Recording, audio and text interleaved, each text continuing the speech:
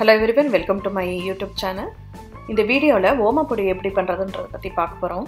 இதுக்கு முதல்ல ஒரு பாத்திரத்துல 1 கப் கடலை மாவு, 1 டேபிள்ஸ்பூன் அரிசி மாவு எடுத்துக்கோங்க. அதோட 1 டேபிள்ஸ்பூன் வெண்ணெய், அப்புறம் உப்பு தேவையான அளவு எடுத்துக்கோங்க. இதுக்கு அப்புறம் 1 டீஸ்பூன் ஓமத்தை தண்ணியில கொஞ்ச நேரம் ஊற வச்சிட்டு அதை மிக்ஸில அரைச்சிடுங்க. திக் பேஸ்டா அரைச்சிட்டு டீ வடிகட்டியில அதை வடிகட்டிக்கோங்க. அந்த தண்ணியை இந்த பசையிற மாவோட சேர்த்துக்கணும்.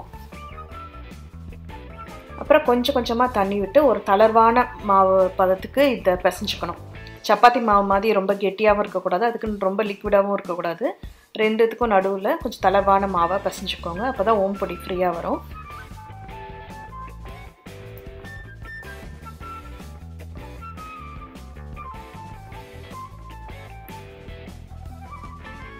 அடுப்பில் எண்ணெயை காய வச்சுக்கோங்க. அப்புறம் அந்த முறுக்கு அச்சில் ஓமப்பொடி அச்சு அந்த டிஸ்கை வந்து போட்டுக்கோங்க. குட்டி குட்டியாக ஓட்டையாக இருக்கும், அதை போட்டுக்கோங்க. போட்டுட்டு உள்ளே எண்ணெயை தடவிட்டு அதுக்கப்புறம் இதில் இந்த மாவை எடுத்து கொஞ்சம் உள்ளே போட்டுட்டு டைரெக்டாக அந்த ஆயில் மேலேயே அதை பிழிஞ்சிக்கிட்டே வாங்க. ரவுண்டாக அதை ஒரு பெரிய வட்டமாட்டம் பிழிஞ்சிட்டு சென்டரில் நிறுத்திடுங்க. இந்த ஓமப்பொடி வந்து சீக்கிரமே வெந்துடும், அதனால் ரொம்ப நேரம் ஆகாது. இதனால் பக்கத்துலேயே இருங்க. 2-3 மினிட்ஸ்லேயே அது வந்து நல்லா வெந்துடும்.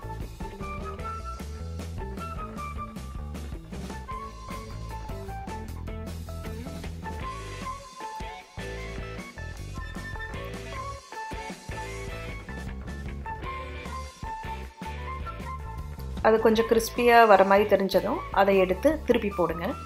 திருப்பி போட்டதுக்கப்புறம் ஒரு நிமிஷம், மேக்ஸிமம் 2 மினிட்ஸ் இருந்தால் போதும்.